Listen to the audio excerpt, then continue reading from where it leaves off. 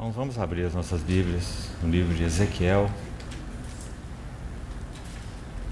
capítulo 1, e vamos ler os 3 primeiros versículos. Aconteceu no 30º ano, no 5º dia do 4º mês, que estando eu no meio dos exilados, junto ao rio Quebar, se abriram os céus, e eu tive visões de Deus. No 5º dia do referido mês, no 5º ano de cativeiro do rei Joaquim, veio expressamente a palavra do Senhor a Ezequiel, filho de Buzi, o sacerdote, na terra dos caldeus, junto ao rio Quebar, e ali esteve sobre ele a mão do Senhor. Vamos orar.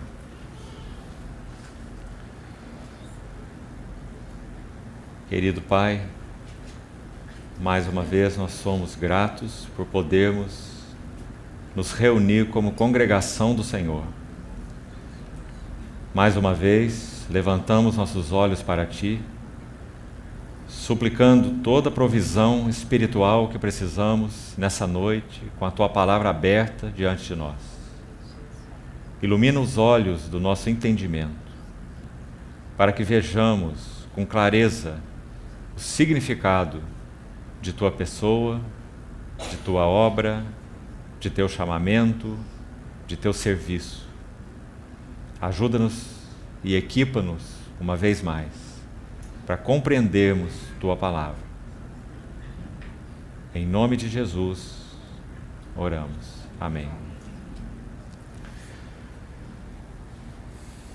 Irmãos, desde o primeiro dia, temos destacado aquela frase do Senhor buscando cooperadores, no caso específico ali de Isaías, capítulo 6, versículo 8, chamando aqueles, então, que pudessem cooperar com aquilo que ele tinha no seu coração, e encontrando ali, naquele caso específico de Isaías 6, o profeta Isaías.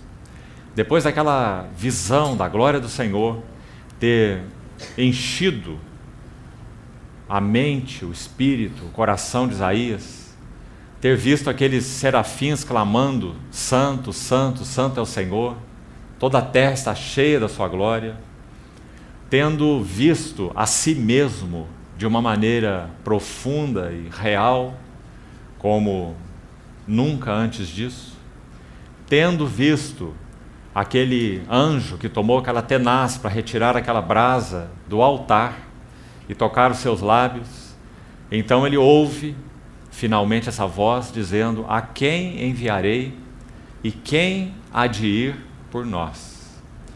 Então Isaías responde: eis-me aqui e envia-me a mim. E temos procurado, através dessa expressão, a quem enviarei, buscarmos alguma ajuda na palavra do Senhor a respeito das características dos servos que respondem às demandas do Senhor. Que tipo de servo supre as necessidades de Deus?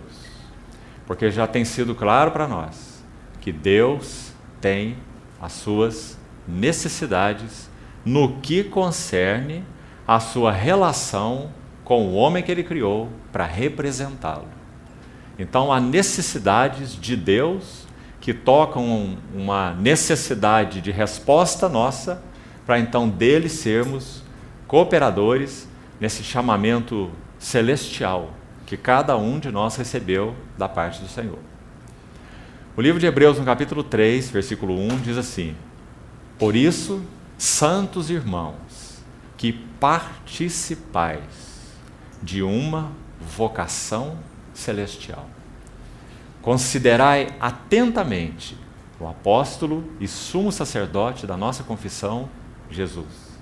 Então nós fomos chamados, cada um de nós, com uma vocação celestial, que nós precisamos reconhecer qual é, termos olhos abertos e, sobretudo, nos oferecermos, eis-me aqui, envia-me a mim, para que sejamos então cooperadores desse propósito eterno e sublime que Deus concebeu em seu coração antes da fundação do mundo.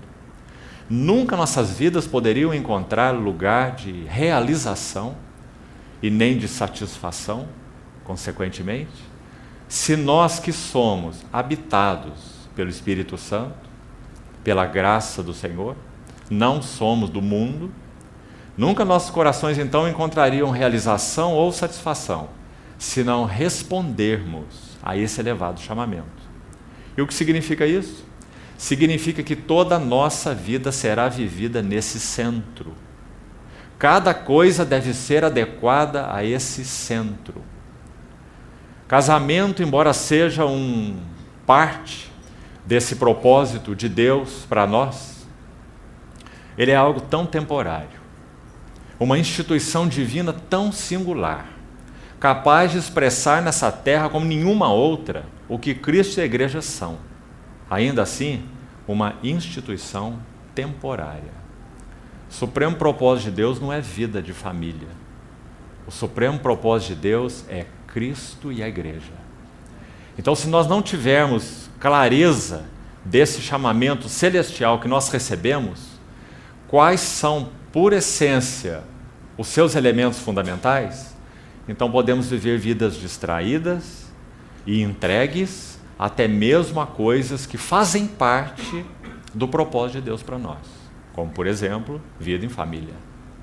Então, irmãos, o resultado de uma visão clara do chamamento do Senhor e qual é seu foco, sua essência, fará com que cada coisa e todas as coisas em nossas vidas sejam alinhadas com esse chamamento celestial. E louvado seja o Senhor, porque nada ficará de fora. Nossa vida conjugal, nosso relacionamento com nossos filhos, nossa vida com os irmãos, nossa vida no trabalho, comprar, o vender, o plantar, o edificar, etc, etc, tudo será alinhado ao supremo chamamento, porque esse chamamento é supremo. Então, nós estamos buscando, com a ajuda do Senhor, ver alguns textos, são muitos exemplos. Nós não falamos nada sobre Davi, nós não falamos nada sobre Paulo, nós não falamos nada sobre Abraão, nós não temos tempo de esgotar esse assunto. Quais são, através de ilustrações de servos e também servas chamados para servir ao Senhor, quais são as necessidades que o Senhor então carece de tê-las suprida na vida daqueles que Ele chama e através da vida daqueles que Ele chama. Então, esses 3 versículos que acabamos de ler, veja de novo na sua Bíblia, no livro de Ezequiel. À primeira vista, irmão, espero que não seja assim com todos, mas à primeira vista, parece que lendo esses 3 versículos, nós ficamos imaginando o que existe aqui. Parece apenas uma introdução de um livro de 48 capítulos. Aliás, um livro tremendo, que fala sobre a saída e o retorno da glória de Deus para o meio do seu povo. Nos 10 primeiros capítulos, a glória se retira. No capítulo 40 até o 47, a glória retorna. Esse é o livro de Ezequiel. A glória se ausentando por causa da infidelidade e o descompromisso do povo de Deus com Deus. Então a glória vai se retirando. Ela não quer se retirar, porque essa glória é com G maiúsculo. Não é uma refulgência, não é um resplendor, é uma pessoa. Glória com G pessoal, com G maiúsculo. Então essa glória vai se retirando vagarosamente do seu povo na visão de Ezequiel. Porque Ezequiel fazia parte daqueles que foram levados para o cativeiro. Então ele vê a glória de Deus se retirando do meio do seu povo, porque o seu povo estava descompromissado com ele. E ele então descreve a retirada dessa glória de uma maneira impressionante. Aquela glória sai lá do lugar mais central do templo e vai para a porta da casa. Depois ela vai um passo além para o meio da cidade, para a praça. Depois ela vai para o Monte das Oliveiras e finalmente ela se recolhe ao céu.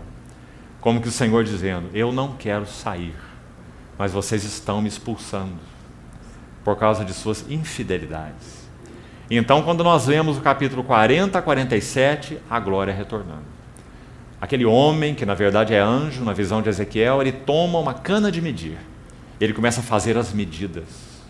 E quanto mais ele mede, mais abundância é vista, na visão de Ezequiel, no que concerne à casa de Deus, ou essa restauração do templo de Deus e do santuário de Deus, na visão de Ezequiel naqueles capítulos. Uma visão maravilhosa.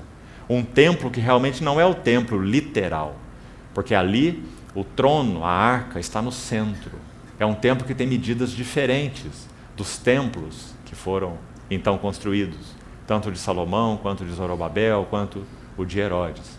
Então, na visão de Ezequiel, desse templo restaurado do Senhor, o santuário de Deus, ele vê a glória retornando. E a glória retorna na medida em que aquele homem, com o cordel de medir, ele vai medindo cada elemento naquele santuário. Sabe o que significa isso? Medir significa julgar. Com a medida com que medirdes, vos medirão também. Mateus capítulo 7. Então, medir é uma figura de julgar.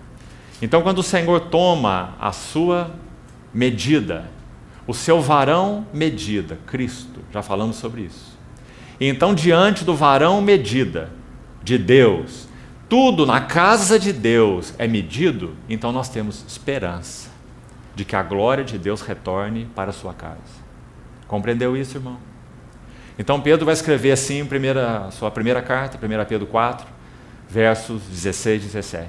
Ele diz: porque o juízo há de começar pela casa de Deus. E se há de começar por nós, o que será daqueles que não obedecem o Evangelho? Então é isso que nós temos no livro de Ezequiel, resumidamente. Agora, o que nós temos nesses 3 primeiros versículos? Irmão, nós temos aqui diversas características que vão nos ajudar em frases simples. É claro que elas são frases que funcionam como germens e que precisamos então pegá-las e procurar entendê-las num contexto maior da palavra. Mas creio que com a ajuda do Senhor nós vamos apreciar essas frases aqui, desses 3 versículos, que vão nos ajudar a entender então que tipo de servo Deus busca. Que tipo de servos respondem às necessidades de Deus. Então, olhando de novo o contexto total de Ezequiel, necessidade de Deus em que sentido? No contexto específico de Ezequiel, necessidade de que sua glória seja presente no meio do seu povo e não se ausente do meio do seu povo. Então o Senhor vai dar esse passo para que a sua glória retorne ao seu povo, usando Ezequiel nesse contexto do cativeiro. E nós vamos ver então nesses primeiros versos frases que são significativas para a nossa meditação juntos nessa noite. Veja aí de novo. Aconteceu no 30º ano, no 5º dia do 4º mês, que, estando eu no meio dos exilados. Essa é a primeira frase. Estando eu no meio dos exilados. Vamos colocar da seguinte forma: Deus não poderá obter servos que respondem às demandas do seu coração se esses servos e servas não estiverem percebendo o sentido do exílio que temos vivido como cristianismo em geral, no que concerne à glória de Deus. Irmãos, onde está a glória de Deus no meio do seu povo? Onde está o testemunho de Deus no meio do seu povo? Onde está o impacto da igreja em nossa geração? Nós não o vemos. Nossa expectativa é que antes que o Senhor retorne, que haja um testemunho vigoroso do seu nome nessa terra. Para isso há uma necessidade. Nós precisamos nos oferecer para que o Senhor ganhe tudo, absolutamente tudo, que há no nosso coração, em nossas afeições, em nossas prioridades ao redor de nós, para que corra de maneira alinhada com o supremo chamamento do Senhor. Então, estando eu no meio dos exilados, é uma frase germen, coloquemos assim. Mas nós vamos encontrar desdobramentos dela, principalmente no Novo Testamento, que são muito especiais para nós. Vamos lembrar de alguns. O que significa estar eu no meio dos exilados? Sobretudo, percebermos as aflições de Cristo para a edificação da sua igreja. Abra, por favor, Colossenses capítulo 1. Veja o que diz o versículo 24. Colossenses 1, 24, Paulo fala assim: agora, pois, eu me regozijo por vós, escute bem, irmão, e preencho o que resta das aflições de Cristo a favor da igreja, na minha carne, a favor da igreja, que é o seu corpo. Que versículo impressionante, irmãos. Primeiro porque Paulo está dizendo o seguinte, vamos separar duas coisas aqui bem claras, e muito importantes para termos uma compreensão exata do ensino do Novo Testamento. Primeiro, as aflições de Cristo para a redenção da igreja já foram absolutamente cumpridas. E ninguém pôde participar dessas aflições. O profeta disse assim, que aquele lagar o Senhor o pisaria sozinho. Nós nos lembramos ontem que aqueles três companheiros, os mais íntimos, Pedro, Tiago e João, do nosso Senhor, escolhidos, um deles reclinou sua cabeça no peito de Jesus, durante a ceia. Mas quando foi chamado para ser um suporte a ele, no Getsêmani, ele dormiu. Porque ninguém poderia participar dessa hora tão tremenda, dessa transação entre o Pai eterno e o Filho eterno, a cruz do Calvário. Aquele lagar ele teria que pisar sozinho. Nenhum homem podia cooperar, até porque nenhum homem podia nem compreender. Nosso Senhor Jesus, a partir do monte da transfiguração, ele teve mais 6 meses de ministério, até o Gólgota, até a cruz, 6 meses. Nesses 6 meses, 3 vezes, ele falou que ele iria para Jerusalém, sofreria muitas coisas. Dos principais sacerdotes, dos escribas, seria morto e ressuscitado. Quando ele falou a primeira vez, sabe o que ele ouviu? Senhor, tem compaixão de ti, não suceda isso contigo. E ele ouviu isso dos mais íntimos, Pedro.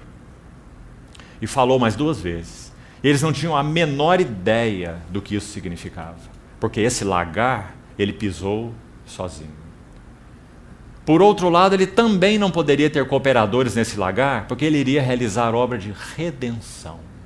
Ou seja, para que a justiça, a santidade e a glória de Deus pudessem ser plenamente satisfeitas, o único capaz de satisfazê-las teria que ser Deus. Por isso Deus enviou seu Filho. O Filho de Deus é o único capaz de ir à cruz do Calvário e responder por nós, homens, à altura da santidade, da justiça e da glória de Deus. Em outras palavras, nenhum outro tipo de redentor serviria para a humanidade, a não ser que esse redentor fosse plenamente Deus. Que coisa maravilhosa é essa! Quando nós vemos isso, a cruz assume um valor completamente diferente. Quem padeceu ali foi Deus, o Deus feito homem. Deus estava em Cristo, reconciliando consigo mesmo o mundo. Que maravilhoso! Mas também, por outro lado, esse Redentor teria que ser humano, e teria que ser plenamente humano, porque ele vai representar o homem. Esse Redentor não podia ser um anjo, porque anjo não é homem. Então esse nosso Redentor é plenamente humano, tem espírito humano. Pai, nas tuas mãos eu entrego o meu espírito. Ele tem alma humana. A minha alma está profundamente angustiada até a morte. Ele tem corpo humano. Ele diz, sacrifício e oferta não quiseste, antes um corpo me preparaste. E aqui estou para fazer a tua vontade. Que tremendo Redentor nós temos. Então, quando ele cumpriu essa redenção, pisando esse lagar sozinho, todas as aflições necessárias para a nossa redenção já estão consumadas. Essa foi a sua palavra. Tetelestai. Tudo está consumado. Agora, o que Paulo escreve em Colossenses 1:24 não é isto.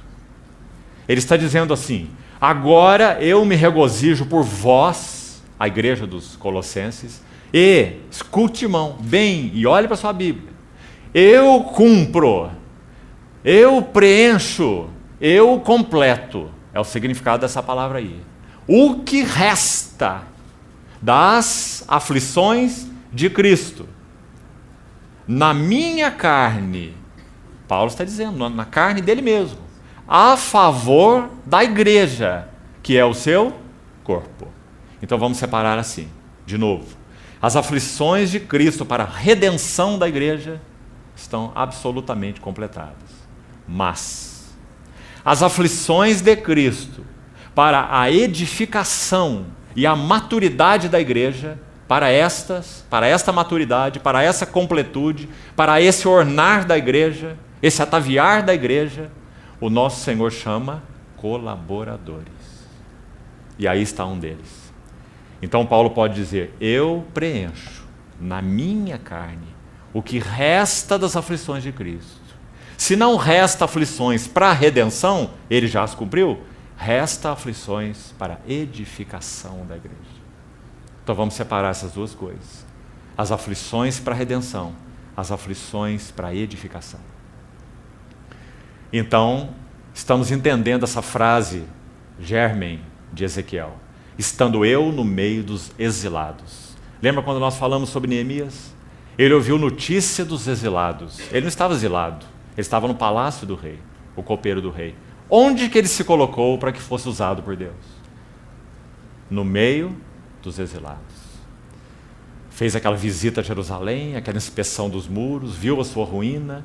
Então Neemias estava no meio dos exilados. E Esdras também, e Zorobabel também, e todos que o Senhor usou para a restauração do seu testemunho naqueles dias, com exceção de Daniel. E Daniel só não estava no meio dos exilados, sabe por quê, irmão? Porque Daniel foi levado para o cativeiro babilônico muito jovem. Possivelmente, muito provavelmente, ele tinha menos de 20 anos, 17 a 20 anos. O cativeiro da Babilônia durou 70 anos, é muito fácil você fazer a conta. Quando Ciro libera o seu decreto real para que aqueles que quisessem voltar para reedificar Jerusalém o fizessem, Daniel tinha quase 90 anos de idade. Ele não poderia suportar essa viagem. Mas você sabe que o Senhor deu a ele a visão da restauração da casa de Deus. Sabe o que ele fazia? Ele não poderia fazer aquela jornada por causa da sua idade. Mas ele podia abrir a sua janela e orar em direção a Jerusalém. E o Senhor deu a ele a visão das 70 semanas, a profecia de Ezequiel, tão maravilhosa e tão completa, que ela ainda não foi plenamente cumprida. Nós ainda aguardamos essa última semana de anos. Então, estando eu no meio dos exilados, significa que cada um dos servos e servas do Senhor, que querem responder às demandas do Senhor nesses dias atuais, precisam comprometer os seus corações com os exilados, com aqueles que têm reconhecido as aflições de Cristo para a edificação da sua igreja, aqueles que não estão distraídos com coisas menores. Lembre-se dos ourives, lembre-se dos perfumistas, aqueles que consideraram as suas profissões como secundárias diante do chamamento do Senhor.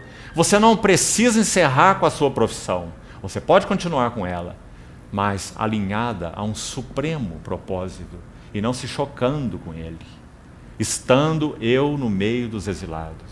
Irmãos, nós somos chamados para experimentar o sentido, o significado do coração do Senhor Jesus hoje em relação à sua igreja.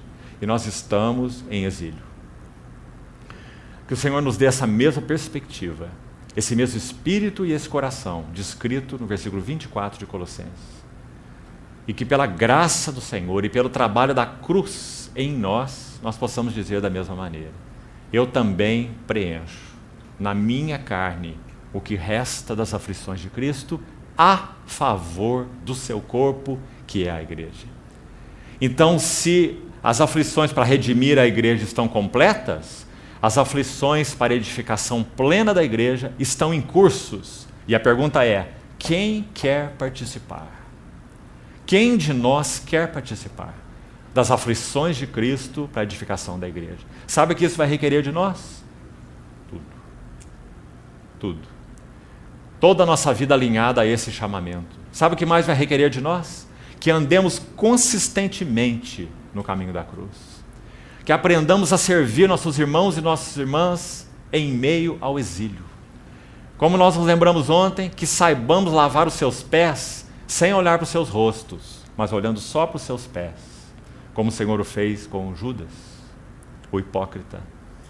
Estando eu no meio dos exilados. Que frase, irmão! Não seremos úteis para o Senhor em outro lugar que não seja no meio dos exilados, para que possamos preencher o que resta das aflições de Cristo.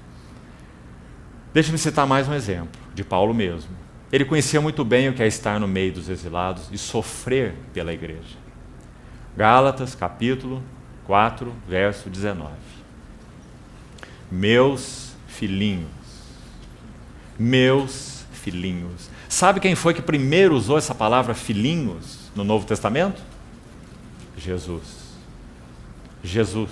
ele mesmo. João também usa essa palavra e Paulo também usa essa palavra.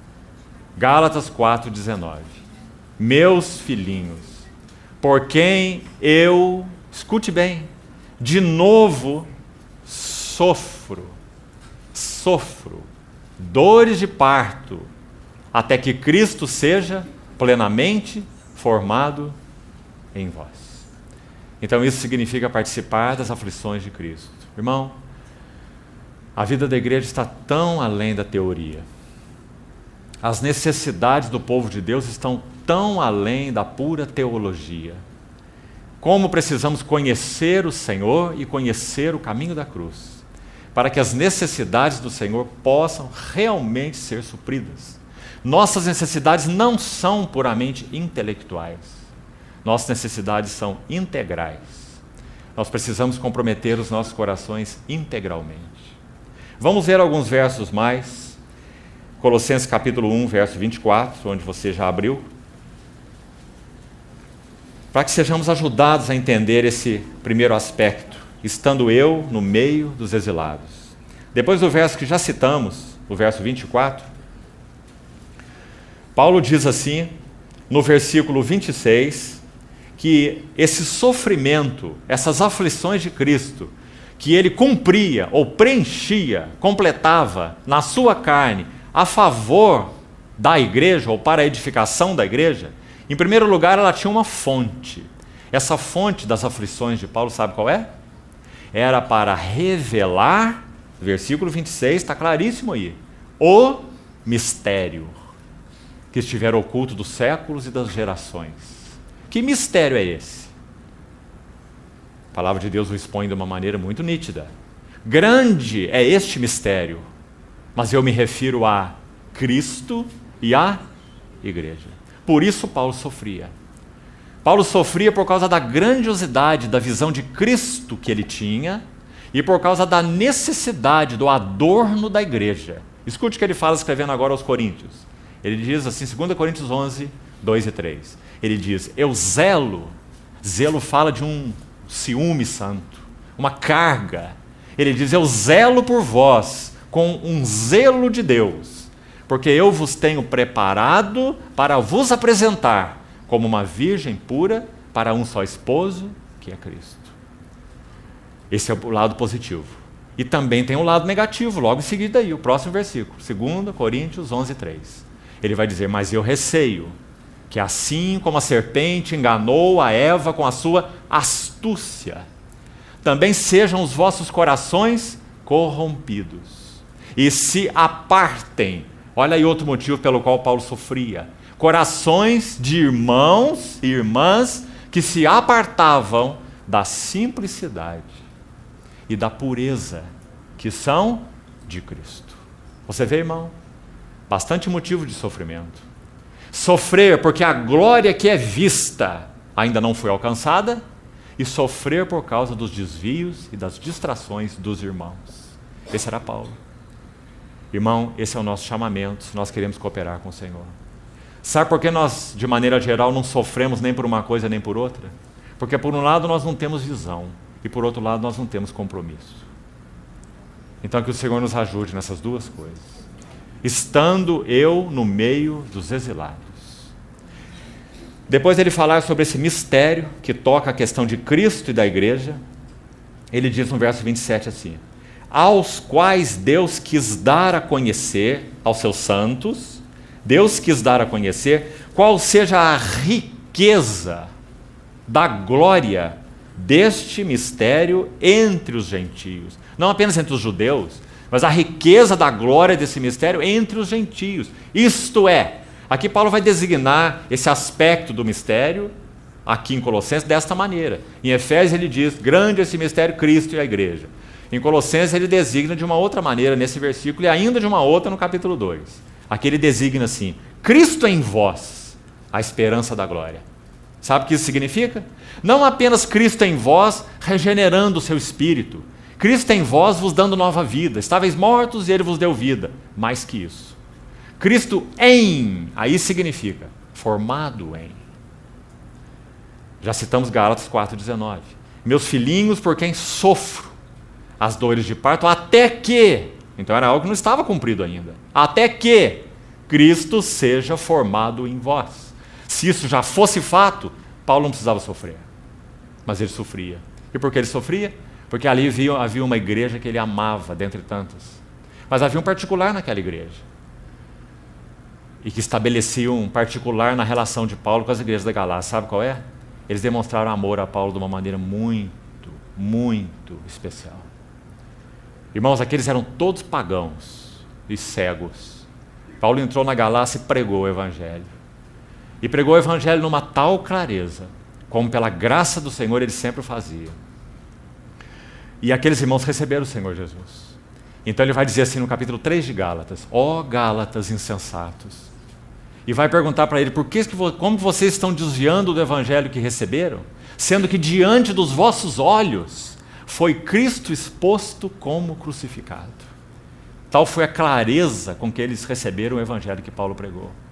O evangelho anunciado com clareza e recebido com clareza. Mas agora sabe o que eles estavam fazendo? Começaram no Espírito e estavam se aperfeiçoando na carne. Guardando dias e meses e festas e anos e regras dietéticas e alguns sendo tentados a se circuncidar. Se não vos deixar de circuncidar, Cristo de nada vos aproveitará. Alguns diziam assim, né? E Paulo disse o contrário. Se vos deixardes circuncidar, Cristo de nada vos aproveitará, porque o fim da lei é Cristo. Então ele sofreu por aquelas igrejas, e ele diz assim, eu sou testemunha de que vocês teriam arrancado os seus próprios olhos para me dar. Você vê o amor deles por Paulo?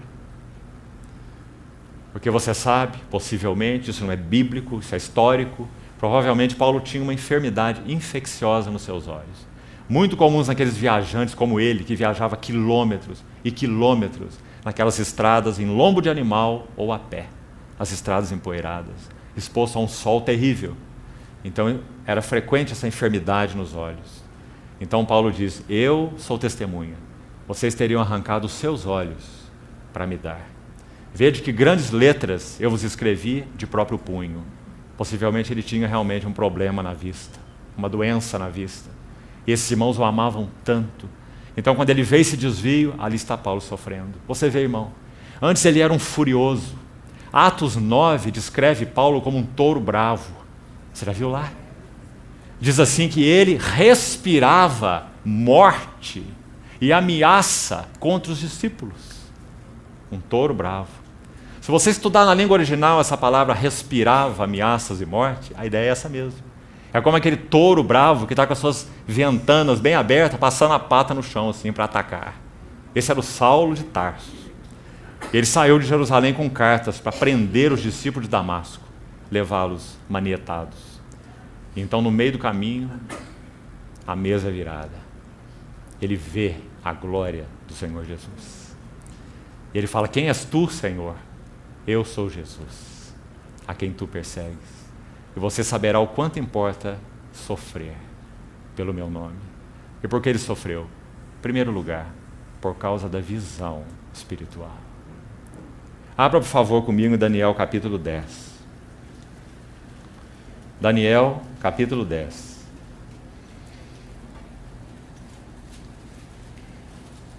Se você desejar, registre esse capítulo e leia esse capítulo no momento oportuno.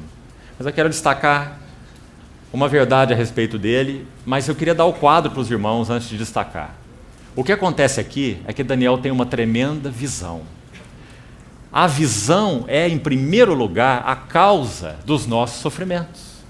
Irmão e irmã, você não quer sofrer? Então tire do seu caderno uma oração. Essa oração é: abre os meus olhos, Senhor. Porque se os seus olhos forem abertos, você vai sofrer.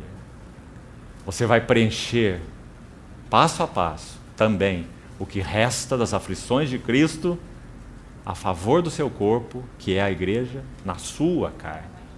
Então aqui está mais um homem que sabia o que era isso, Daniel. Sabe o que acontece com ele aqui?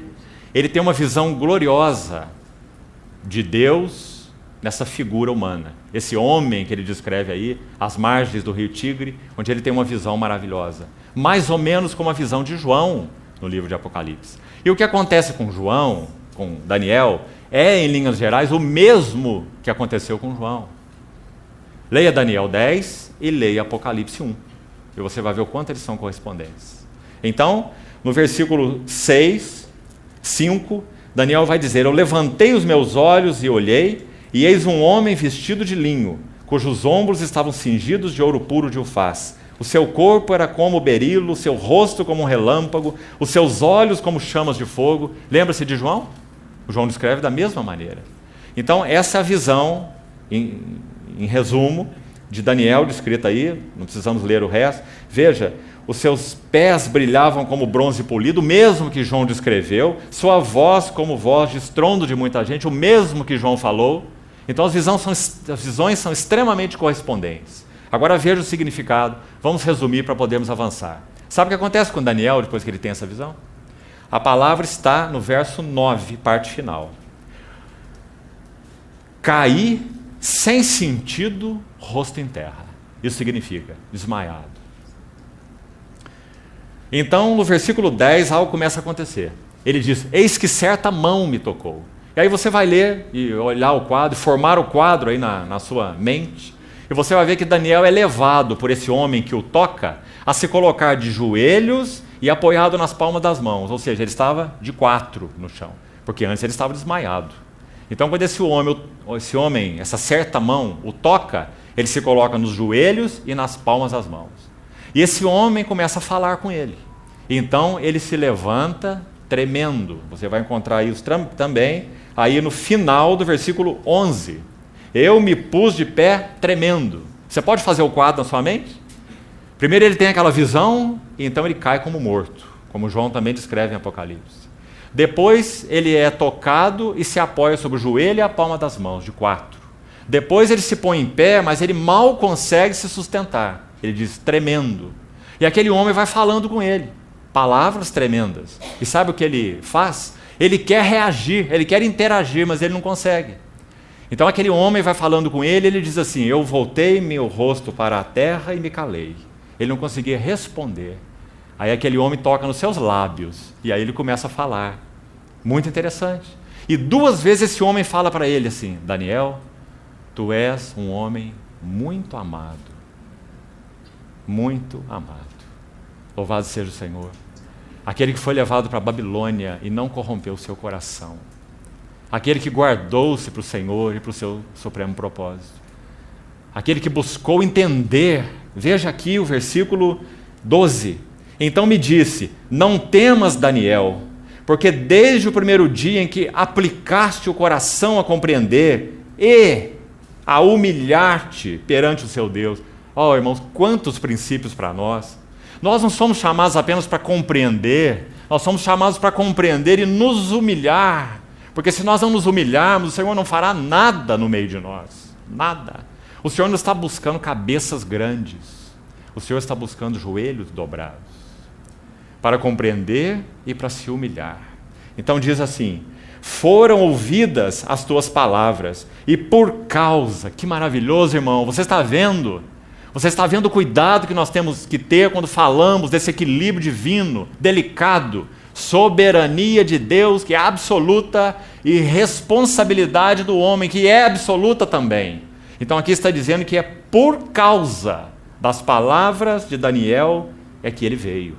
Você vê? Porque Daniel, sim, se tornou uma contraparte na terra para aquilo que o Senhor queria fazer no céu, no seu coração. Daniel se apresentou como a contraparte. Como o Senhor carece disso nos nossos dias, irmãos? Nada será realizado na terra se o Senhor não encontrar contrapartes daquilo que Ele tem no seu coração. Então, versículo 16, aí que eu queria chegar. Preste atenção. E eis que uma, como semelhança dos filhos dos homens, me tocou nos lábios, e então passei a falar. Você vê? Até ali ele está só tremendo, em pé tremendo, e olhando para baixo, e aquele homem falando com ele, ele não consegue nem reagir. E no versículo 16, e disse aquele que estava diante de mim, escute essa frase, marque bem, meu Senhor, por causa da visão, me sobrevieram dores, e não me ficou força alguma. Não há como lermos isso aqui e não nos lembrarmos do texto que acabamos de citar. Meus filhinhos, por quem sofro de novo as dores de parto, até que Cristo seja plenamente formado em vós. Irmãos, que o Senhor nos guarde de puramente uma teologia morta. Que o Senhor nos leve aos seus pés quando ouvimos sua palavra. Que o Senhor resplandeça a sua face sobre nós. O Salmo 80 tem uma tremenda oração nesse sentido, dizendo, vem, visita a tua vinha. Vem, visita a tua vinha. Como nós carecemos disso, irmãos? Uma verdadeira visão das glórias do Senhor Jesus, do seu propósito eterno, no que toca a Cristo e a igreja, para que o nosso coração seja plenamente envolvido, tudo que somos, tudo que temos. Então assim foi com Daniel. Se nós voltarmos lá no texto onde estamos, Colossenses, para completar um ponto a mais, Colossenses capítulo 1, veja a parte final desse capítulo. Paulo diz assim, Colossenses 1, 28 e 29, esse Cristo nós anunciamos, advertindo a todo homem e ensinando a todo homem em toda sabedoria, a fim de que apresentemos todo homem perfeito em Cristo. Está vendo por que Paulo sofria? Perfeito aí é maduro, completo, adulto. Por que Paulo sofria? Porque ele sabia que o desejo de Deus não era ter na igreja um berçário espiritual. Graças a Deus pelos filhinhos, mas a ânsia do Espírito Santo é que cada filhinho que foi gerado cresça e amadureça. E não seja um menino agitado de um lado para outro e levado ao redor por todo vento de doutrina, mas seguindo a verdade em amor, cresça em tudo, naquele que é o cabeça, Cristo. Porque o Senhor Jesus não fará bodas com uma noiva menina. Ele fará bodas com uma noiva adornada. Então, o versículo 29 conclui assim, para isso é que eu também me afadigo. Está vendo o resultado de visão, irmão? Então, se nós não queremos sofrimento e não queremos nos afadigar para a edificação uns dos outros, não oremos por luz, não oremos por visão, para que não sejamos levianos. Mas, amados, nunca o nosso coração vai se realizar se nós não orarmos por visão. Porque nós fomos chamados pelo Senhor, somos habitados pelo Espírito Santo, para que tenhamos plena visão do nosso chamamento. Para o que nós fomos chamados. Então, esse é o sentido de estando eu no meio dos exilados. E aí já avançamos mais um pouco para outras frases contidas ali. A próxima, vamos abrir lá em Ezequiel. Veja qual é. Se abriram os céus e eu tive visões de Deus. Você viu agora a correspondência dessas coisas? Como nós vimos em Daniel, como citamos a respeito de Paulo, como falamos a respeito de João, todas as vezes que uma genuína visão espiritual é capturada por nós com a ajuda do Senhor, a visão da palavra, a visão aberta pelo Espírito, a visão de Cristo da igreja, a visão do supremo propósito de Deus, a visão do nosso chamamento, só há uma, irmão. Não há discordância nessas visões. Não há outro mistério que não seja Cristo e a igreja. Não há outro chamamento que não seja o chamamento celestial. Não há outro propósito do Espírito Santo ter vindo a essa terra, senão ornar e adornar uma noiva para Cristo. Então, na medida que essas coisas vão deixando de ser teoria, intelectuais, ou mesmo palavras da Bíblia para nós, e vão capturando o nosso coração, isso é resultado de visão celestial. Visão celestial nos deixa sem opção. Se nós pudermos negociar a visão, ela não é visão nenhuma. Visão não é negociada, porque a visão captura o nosso coração. Paulo, por causa da visão, disse assim: ai de mim se eu não pregar o Evangelho. Por causa da visão ele sofreu, por causa da visão ele pagou o preço. Ele não queria fazer isso, mas por causa dos fracos coríntios, que receberam tanta ajuda dele, mais do que isso, foram gerados por ele em Cristo. Ele disse: vocês podem ter muitos preceptores em Cristo, mas não podem ter muitos pais. Eu vos gerei em Cristo, ele disse para os coríntios. E agora o que estava acontecendo? Os coríntios estavam sendo enganados. Havia perseguidores nesse ministério maravilhoso de Paulo, que de alguma maneira estavam enciumados da maneira como o Senhor trabalhava através de Paulo. Então eles acompanhavam Paulo, denegrindo de muitas maneiras. Então eles tinham também infectado os coríntios. E eles chegaram a dizer assim: as cartas dele são fortes, mas a presença pessoal dele é fraca e a palavra é desprezível. E ele ouviu isso e escreveu isso na carta, que ele estava consciente disso. Então ele disse para os coríntios assim: examinai-vos a vós mesmos, provai-vos a vós mesmos para ver se estáis na fé, se é que já não estáis reprovados. Escreveu carta tão forte, por outro lado, tão amorosa. E quando ele escreve a sua segunda aos Coríntios, no capítulo 11, sabe o que ele faz? O que ele nunca desejaria ter feito. Ele tem que descrever para eles como que um currículo do ministério dele.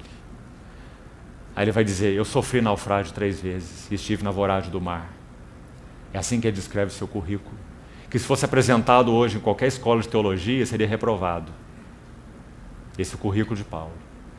Eu recebi 5 vezes uma quarentena de açoites, menos um dos judeus. Não há ninguém que se escandalize que eu não me inflame. Há algo que pesa sobre mim diariamente, a preocupação com todas as igrejas. Ah, irmãos, esse é o resultado da visão celestial. Para isso nós fomos chamados, que o Senhor nos ajude. Nós vivemos vidas, de modo geral, tão medíocres, tão centradas em nós mesmos. Nosso mundinho, nossa vidinha, nosso empreguinho, nossa casinha e nossa familhinha. Que o Senhor nos guarde, irmãos. Nós somos chamados para tanto mais. Vivermos uns para os outros, uns com os outros, edificando uns aos outros, falando uns aos outros. Malaquias 4 diz assim: os que temiam o Senhor falavam uns aos outros, ocupados uns com os outros por causa do seu temor ao Senhor. Então eles falavam uns aos outros de uma tal maneira que o Senhor atentava e ouvia. Você conhece esse texto, Malaquias 4? Sabe o que significa isso? Significa que o Senhor se debruçava, essa é a palavra lá, parava o que estava fazendo, para prestar atenção naquilo que aquele filho pequenininho está fazendo ali com o seu brinquedinho. E o pai estava lendo um livro lá super interessante, e aí ele viu assim, olhando de lado, que seu filho estava fazendo algo muito especial. Ele fecha o seu livro, que o interessa tanto, se debruça assim na cadeira e fica olhando seu filho montar o seu brinquedinho. O Senhor atentava e ouvia, porque aquilo lhe chamou muita atenção. O que chama a atenção do Senhor? Quando aqueles que temem o Senhor falam uns aos outros, porque estão ocupados uns com os outros. Não de falar tagarelice, das notícias do dia, do futebol, da economia, da política. Sim, isso também está incluído na nossa comunicação, mas não é isso que está incluído em Malaquias.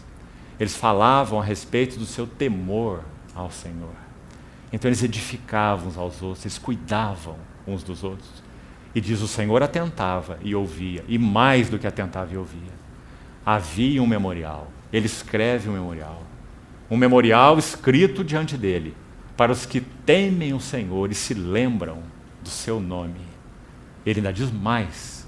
Ele diz: estes serão para mim um particular tesouro naquele dia que eu prepararei. Eu vou poupá-los como um homem poupa o seu filho que o serve. Então vereis uma vez mais a diferença entre o que serve a Deus e o que não o serve. Irmãos, nós estamos vivendo esses dias de definição entre os que servem o Senhor e os que não o servem. Que o Senhor possa nos incluir entre os que o servem. Que Ele nos dê verdadeira visão espiritual e que a cruz tenha liberdade para trabalhar nossos corações, para que não vivamos vidas pequenas. Então esse também era Ezequiel. Então ele diz, voltando ao seu livro, ele diz no capítulo 1, que ele estava no meio dos exilados, junto ao rio Quebar, se abriram os céus e eu tive visões de Deus. Até aqui já compartilhamos. Quero acrescentar um detalhe sobre abriram os céus. Só Lucas registra claramente e implicitamente os céus abertos 5 vezes. 3 no Evangelho e 2 em Atos. E acho que isso nos interessa. Para nos ajudar a entender essa expressão, abriram os céus. No caso de Ezequiel, está muito claro. Os céus se abriram, ele teve visões de Deus, e as visões estão aí descritas no livro de Ezequiel, só você ler. Agora nós estamos mais interessados na visão do Novo Testamento, na visão do supremo propósito de Deus, nessa visão que toca o chamamento eterno de Deus. Então, se nós tomarmos essa expressão, nós vamos ser muito ajudados no que ela significa no contexto do Novo Testamento. Já citamos aqui, numa das reuniões passadas, que, primeiro, no Evangelho de Lucas, 3 vezes o céu aberto. Se nós queremos ser servos e servas que respondem às demandas do Senhor, precisamos ter céus abertos. Céus abertos para quê? Para ver o quê? Então vamos por ordem. A primeira vez, Lucas 3.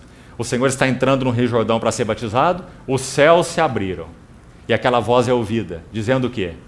Este é o meu filho amado. E nele eu tenho todo o meu contentamento. O que isso significa? Nas palavras de Colossenses, é dito assim, que aprouve a Deus que em Cristo residisse toda a plenitude, e que Ele tivesse toda a primazia. Esse é o primeiro sentido dos céus abertos. Nós precisamos ver, irmãos, a glória do nosso Senhor Jesus, para que Ele tenha primazia em nossos corações, nossas vidas, nossa experiência e nossa pregação. E falando no sentido corporativo, na vida da igreja, nos nossos relacionamentos. Que eles não sejam puramente sociais, que eles não sejam puramente amistosos, que eles não sejam puramente por simpatia, mas que eles sejam nutridos em Cristo e sejam para a glória de Cristo. É isso que Paulo quer dizer quando ele fala: nós ensinamos, advertimos a todo homem, em toda sabedoria, para apresentar todo homem perfeito em Cristo. Você vê? Não é um relacionamento que tem foco nem social e nem psicológico. É um relacionamento que tem foco espiritual, sobretudo. Porque buscamos edificar-nos uns aos outros. Buscamos advertir uns aos outros. Não colocar paninhos quentes na cabeça uns dos outros, mas cuidarmos de nossas almas. Exortai-vos uns aos outros cada dia, durante o tempo que se chama hoje, para que nenhum de vós seja endurecido pelo engano do pecado. Nós só podemos fazer isso quando temos visão de Cristo. Do contrário, nós amamos demais a nós mesmos para fazer isso com o outro. Compreende? Nós não exortamos nossos irmãos, não é porque nós não o amamos, é mais do que isso. Nós não exortamos nossos irmãos porque nós amamos a nós mesmos. Então, a não ser que a cruz trabalhe em nós, nós somos inúteis para o que o Senhor quer fazer conosco. Então, os céus se abriram. Em primeiro lugar, para que fosse vista a singularidade e o prazer de Deus no seu Filho, o Senhor Jesus. Depois, a segunda vez, no Monte da Transfiguração, a mesma coisa. Mas agora há um acréscimo. Aquele que foi dito, esse é o meu Filho, lá no Jordão, o meu amado, e nele me comprazo, no Monte da Transfiguração, na segunda vez, este é o meu Filho, mas agora a palavra é, meu eleito, e a ele ouvi. Isso significa que o Senhor agora não está só endossado como filho, mas Ele também está endossado como único mensageiro de Deus. Este é o meu filho e é o meu eleito e a ele ouvi. Então cuidado com Moisés, cuidado com os profetas. Leia Moisés, leia os profetas e veja Cristo, porque senão você não viu nada. Você pode abrir o livro das profecias e só ver profecias, e você não viu nada. Você ainda vai brigar por causa delas, com os outros irmãos. Então esse é o sentido da segunda voz, a segunda vez que o céu se abre. Este é o meu eleito, a ele ouvi. Terceira vez, citamos também, está lá no último capítulo de Lucas, no 24. Os céus se abriram, agora sem voz nenhuma, mas os céus se abriram para receber aquele que foi ascenso a partir de Betânia, no Monte das Oliveiras. Então o que nós precisamos ver aí? O Senhor Jesus ascenso e entronizado. O livro de Hebreus vai rasgar isso para nós em 13 capítulos. Hoje de manhã compartilhamos um pouco, 4 vezes. O livro de Hebreus diz, ele está sentado à destra do trono da majestade nas alturas. Cada vez que é citado tem um contexto diferente, mostrando o que ele está fazendo ali. O grande sumo sacerdote que vive para interceder por nós. Então, amados, a teologia, a teoria, a palavra está ali no livro de Hebreus, tem 13 capítulos. Mas nós precisamos mais do que lê-la. Nós precisamos daquilo que Paulo chamou, orando pelos Efésios, de Deus vos conceda, no seu conhecimento, espírito de sabedoria e de revelação. Do contrário, vão ser só letras. Você pode aprender e pode até ensinar, mas não serão vida, não irão edificar. Então o significado de céu aberto significa que algo da realidade do Senhor é realmente tocada, não é apenas conhecida intelectualmente, mas ela é capaz de consumir nosso coração, constranger o nosso coração, amarrar o nosso coração e levar cativo. Então Daniel vai dizer, por causa dessa visão, me sobrevieram dores, e não restou em mim força alguma. Você vê? Irmãos, reservadas as proporções, nós também precisamos desse impacto da visão em nossas vidas. Para que a palavra de Deus deixe de ser apenas letra na Bíblia e passe a ser realidade em nossos corações. Esse é o impacto da visão. Então, essas são as 3 vezes no Evangelho de Lucas. Capítulo 3, capítulo 9, capítulo 24. Agora, há 2 vezes mais muito interessantes no livro de Atos. Quem escreve Atos é Lucas mesmo. Nós temos certeza disso. No capítulo 7 de Atos, o céu se abre a primeira vez. Quando Estevão está sendo apedrejado. Então Estevão vai dizer assim, Atos 7, a partir do versículo 50, para você conferir. Estevão vai dizer, eu vi o céu aberto, e o Filho do Homem de pé para receber aquele mártir, o primeiro mártir na história da igreja, Estevão, o diácono. Os céus abertos e o Filho do Homem de pé. O que isso significa? Estevão viu algo da glória do Senhor Jesus, não apenas no sentido da glória daquele que está entronizado, mas na glória daquele que estava em uma relação direta e orgânica com a igreja. Por isso Estevão o apresenta de pé. O Senhor Jesus é mostrado em todos os lugares no Novo Testamento, assentado, em um lugar em pé, quando Estevão o vê quando estava sendo apedrejado. E lá João no Apocalipse descreve também aquele cordeiro de pé no meio do trono, mas ali na figura do cordeiro. No que se refere especialmente ao Senhor Jesus, Estevão o vê de pé para o receber. Mas há uma outra vez que o céu se abre em Atos, sabe onde é? Capítulo 10. Quando Pedro está orando e sobrevém-lhe um êxtase. Então ele vê o céu aberto. E aquele lençol que descia do céu, preso pelas 4 pontas. E dentro do lençol toda sorte de aves, quadrúpedes e répteis e animais imundos. E a voz que dizia, Pedro, levanta, mata e come. Qual o significado daquela visão? De modo resumido, ali estava a igreja. Então quando o céu se abre em Atos capítulo 7, o que Estevão vê? Cristo. Cristo glorificado. Quando o céu se abre em Atos 10, o que Pedro vê? A igreja. Por quê? Grande é esse mistério, mas eu me refiro a Cristo e à igreja. Então, em que sentido o Senhor quer abrir os céus para nós? Para nos mostrar o quê? Cristo e a igreja. Estevão viu a Cristo, Pedro viu a igreja. Então, que o Senhor também nos ajude a focarmos os interesses do nosso coração. Onde estão os interesses do coração do Senhor?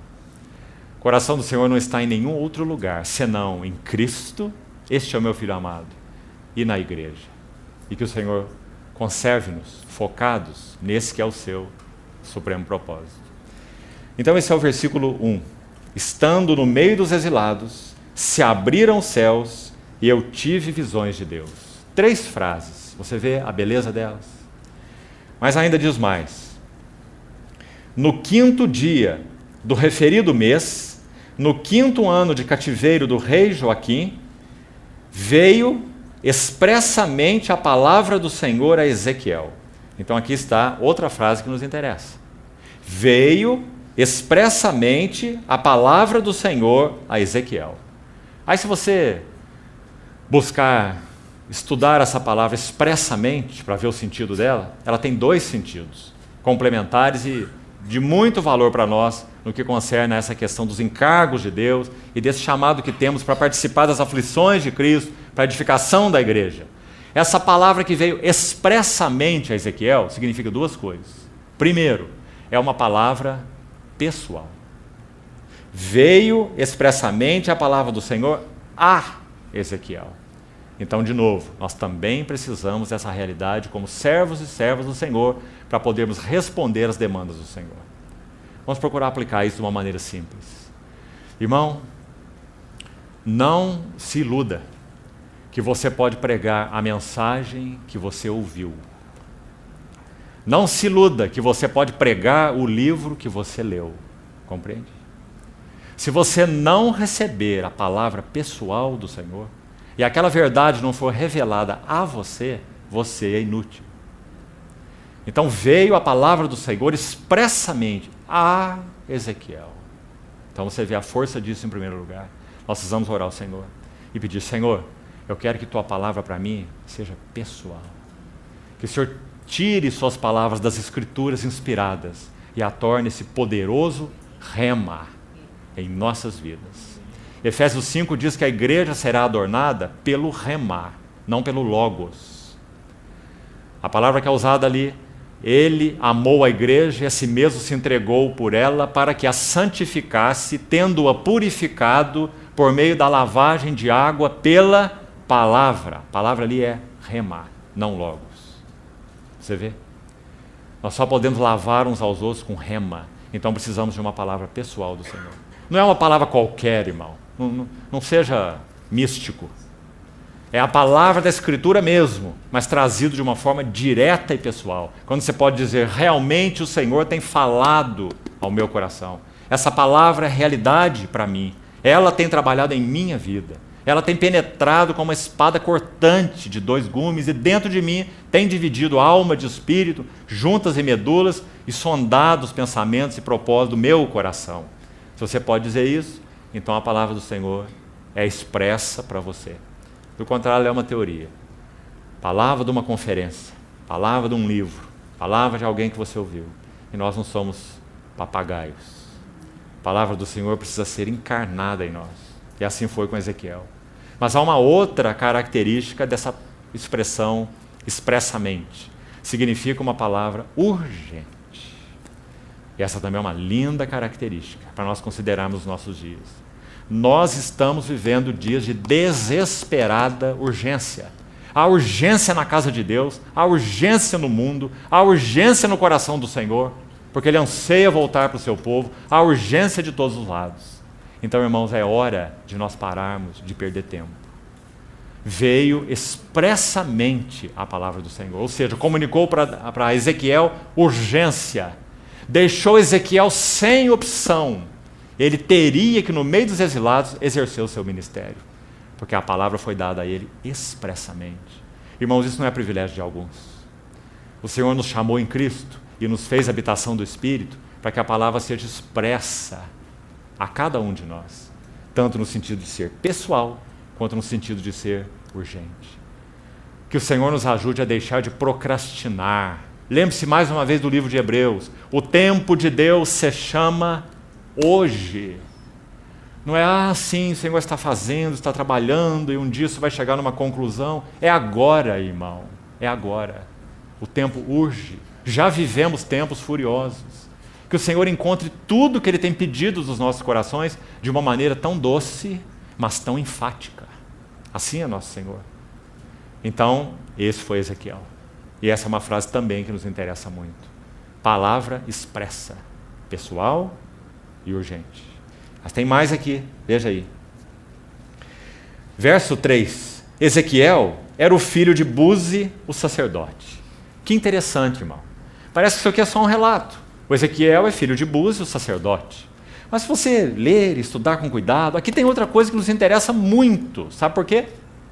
Olha como começa o livro. Vamos lá de novo? Aconteceu no 30º ano, no 5º dia do 4º mês. Olha o verso 2. No 5º dia do referido mês, no 5º ano de cativeiro do rei Joaquim. Então, quanto tempo havia se passado desde que o povo saiu de Jerusalém, nessa leva de cativos, e estava na Babilônia? Há quanto tempo? Tão claro nesse livro. 5º ano do cativeiro, né? Mas se nós não lermos um texto com cuidado, quando nós lemos a primeira frase, aconteceu no 30º ano, nós somos tentados a pensar que é o 30º ano do cativeiro. Mas aqui não está escrito que é o 30º ano do cativeiro. Aqui está escrito que é o 5º ano do cativeiro, do rei Joaquim. Aí se você for estudar, não vamos fazer isso, íamos levar tempo, mas é muito instrutivo. 2 Crônicas 36. 2 Crônicas 36. Resumidamente, o que ensina para nós lá é o seguinte. O primeiro rei que foi levado cativo para a Babilônia foi o Jeoaquim. Jeoaquim. Foi levado cativo.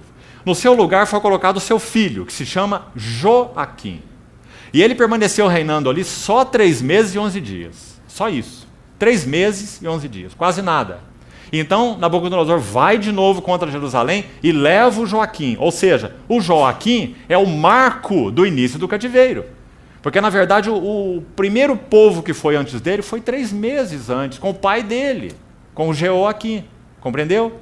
Então, quando Ezequiel usa esse marco e coloca assim, 5º ano do cativeiro do Joaquim, significa, faz 5 anos que o povo está cativo na Babilônia. Então, muito claro, baseado em 2 Crônicas 36. Então, depois que o Joaquim vai, 3 anos, 3 meses e 11 dias apenas, ele reina ali e é levado cativo. Depois, no lugar dele é colocado Zedequias, esse é mais conhecido, e vem Nabucodonosor de novo, e depois de 11 anos, ele reina mais tempo, 11 anos, em Jerusalém, e vai Zedequias também cativo. Nabucodonosor leva, então, cativos em 3 etapas, com Jeoaquim, com Joaquim e com Zedequias. Então, vimos, esse Joaquim marca o início do cativeiro. Então, 5 anos de cativeiro havia quando Ezequiel entrou aí nesse processo. Então, o que ele quer dizer com aconteceu no 30º ano? Sabe que essa frase aqui não tem sentido? Que 30º ano é esse? 30º ano do quê? Da vida de Ezequiel. Por que isso nos interessa? Versículo 4 está dizendo que Ezequiel era filho de Buzi, o sacerdote. A lei do Pentateuco vai nos ensinar que um sacerdote entrava no serviço com quantos anos? 30 anos. Isso significa que o seu pai era o sacerdote e ele é o próximo sacerdote, porque a linhagem é hereditária, correto? Então, quando chegou o 30º ano da vida de Ezequiel, e ele iria entrar no serviço sacerdotal, porque o seu pai era sacerdote, ele era o próximo sacerdote, o que acontece com ele? Se abriram os céus, eu tive visões de Deus, veio a mim expressamente a palavra do Senhor, e aquele que foi treinado 30 anos para ser sacerdote, agora se torna um profeta. Qual lição nós recolhemos aqui que interessa muito para nós? Aqueles servos e servas que são chamados para responder às demandas do Senhor, eles têm que ter o curso da sua vida e serviço mudados. Que importante, irmão. Que importante. O curso de nossas vidas, o curso de nossos serviços, precisam ser mudados pelos céus abertos, pela visão de Deus e pela palavra expressa do Senhor. Então, irmão, se ouvir a palavra do Senhor tem sido um embalo para a nossa sonolência, então nós somos inúteis para o Senhor. Porque a palavra do Senhor, os céus abertos, a visão de Cristo precisa mudar o curso de nossa vida, vocação e serviço. Em outras palavras, atingir tudo. E esse foi Ezequiel. Que precioso. Graças a Deus, Ezequiel não foi um sacerdote, porque sacerdote tinha muitos. Graças ao Senhor, ele mudou o curso da vida e do serviço de Ezequiel, e Ezequiel se tornou um profeta. Que é por causa da profecia dele que nós temos visão do santuário restaurado de Deus, nos capítulos 40 a 47. Graças ao Senhor. Então está aqui outro princípio de importância para nós. Vamos considerar diante do Senhor que nossa vida, que nossa vocação, que nosso serviço possam ser confrontados com a palavra expressa do Senhor. O que Ele está demandando do nosso coração, irmãos? O que precisa mudar? Se você olha para o aspecto chamado secular, o que precisa mudar? O que há no teu serviço que está atrapalhando o que o Senhor quer fazer em sua vida? O que há? Em termos de envolvimentos, amizades, compromisso, concessões. Se nós olhamos no aspecto do serviço espiritual, a mesma coisa. Será que o nosso serviço espiritual tem sido coerente com a palavra expressa do Senhor? Será que realmente nós temos servido ao Senhor na igreja? Ou nós estamos servindo necessidade de homens? Nós estamos preocupados com o que as pessoas pensam e não podemos expressar realmente a mente do Senhor, o coração do Senhor. Precisamos ter o curso de nossa vida e vocação alterados pela palavra expressa do Senhor, pela visão do Senhor, pelos céus abertos. Mais um princípio, então, e aqui nós vamos terminar.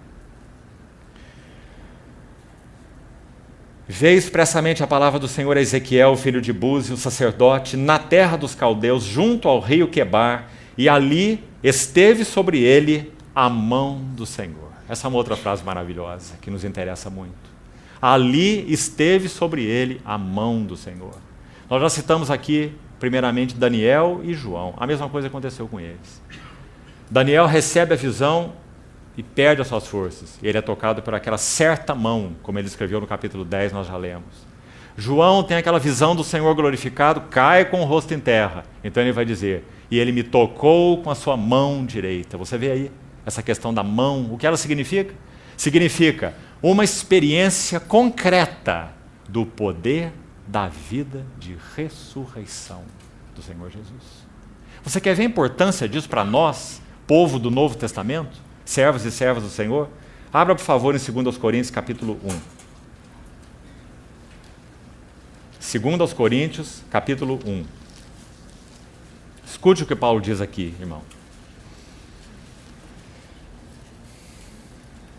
Vamos ver desde o verso 3. 2 Coríntios, capítulo 1. Bendito seja o Deus e Pai do nosso Senhor Jesus Cristo, o Pai das misericórdias e o Deus de toda consolação. É Ele que nos conforta em toda a nossa tribulação, para podermos consolar os que estiverem em qualquer angústia, com a mesma consolação com que nós somos contemplados por Deus.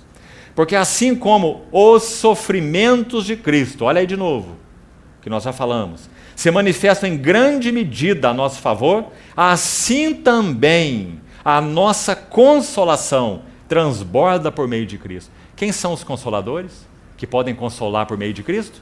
São aqueles que experimentam os sofrimentos de Cristo. Tão claro. Continuamos.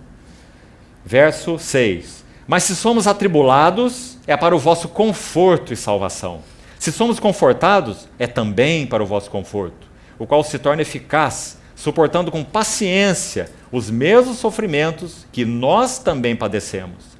A nossa esperança a respeito de vós está firme, sabendo que como sois participantes dos sofrimentos, assim o sereis da consolação. Agora escute bem. Porque não queremos, irmãos, que ignoreis a natureza da tribulação que nos sobreveio na Ásia, porquanto foi acima das nossas forças, a ponto de nos desesperarmos até da própria vida. Contudo, já em nós mesmos tivemos a sentença de morte, para que não confiemos em nós, e sim no Deus que ressuscita os mortos. Irmãos, nós sabemos tão bem que isso não era teoria para Paulo. Nós sabemos muito bem que isso era experiência para Paulo. Essa é a maneira do Novo Testamento de escrever o significado do esteve sobre ele a mão do Senhor. Uma experiência real, viva, diária, contínua da vida, da provisão, da vida de ressurreição do nosso Senhor. A vida de ressurreição do nosso Senhor não está apenas nele, entronizado à destra de Deus. A vida de ressurreição do Senhor Jesus está em nós, pelo seu Espírito. E nós precisamos experimentar o poder dessa vida, fazendo o que nós não podemos fazer, testificando o que nós não conseguimos testificar, ensinando aquilo que nós mesmos não podemos ensinar, revelando aquilo que não podemos revelar, sustentando de uma maneira que parece impossível para nós. Irmão, certa vez George Whitefield foi convidado, dentre as inúmeras vezes em que ele foi convidado, naquele período maravilhoso de um derramamento do Espírito no século XVIII, conhecido na história da igreja como o avivamento do século XVIII. Aconteceu naquela região do Reino Unido, Grã-Bretanha e também numa parte dos Estados Unidos, onde Jonathan Edwards viveu e também foi usado pelo Senhor na mesma época, e George Whitefield nesse contexto europeu. Então ele foi convidado ao Senhor para pregar numa determinada cidade. Ele estava profundamente cansado. Esses irmãos pregavam o Evangelho 3, 4, 5 vezes ao dia. E esse irmão foi convidado para pregar numa certa cidade distante. Ele tomou seu animal e foi em direção àquela cidade. Uma longa jornada no lombo do animal. E precisou fazer uma parada numa pousada. E quando ele chegou nessa hospedaria, já havia ali, sem que ele soubesse, pessoas esperando para ouvir o Evangelho. Tal era o mover do Senhor naqueles dias. E quando ele chega naquela pousada, aquelas pessoas estavam ali, ele diz assim para elas: eu estou acabado, eu não consigo pregar, eu estou extremamente cansado. Então ele tomou uma vela, colocou lá no castiçal, acendeu essa vela e começou a subir as escadas para ir para o seu aposento, repousar, para no dia seguinte seguir a viagem. Quando ele subiu a metade das escadas, ele parou. Ele virou para aqueles que estavam reunidos ali e começou a pregar. E ele pregou até que a vela foi consumida ao todo. E quando a vela foi consumida, ele subiu ao seu aposento, deitou e partiu para o Senhor. Aquela vela consumida fala da vida de George Whitefield, que foi completamente gasta para que outros pudessem ter a luz do Senhor. Ele estava esgotado, mas sobre ele estava o poder da vida de ressurreição do Senhor Jesus. E aquelas pessoas puderam ouvir o Evangelho pela última vez, através desse vaso do Senhor. Irmãos, que o Senhor nos ajude, para que nós tenhamos essa experiência real. Esteve sobre ele a mão do Senhor. Senhor, encontre caminho em nós para nos equipar, irmãos, que sejamos servos e servas capazes de responder às demandas do Senhor nesses dias do fim. Se o sal se tornar insípido, para nada serve, senão para ser lançado fora e pisado pelos homens. Vós sois a luz do mundo. Não se pode esconder uma cidade edificada sobre o monte. Que o Senhor constranja os nossos corações, que Ele encontre mais espaço em nós, que Ele ganhe tudo que há em nós. Me permita repetir uma frase que eu já citei aqui, de um irmão chamado Henry Martin. Em ti, ó meu Deus, não há engano. Eu nunca terei de me arrepender de ter te amado tanto. Que o Senhor ganhe os nossos corações. Vamos orar.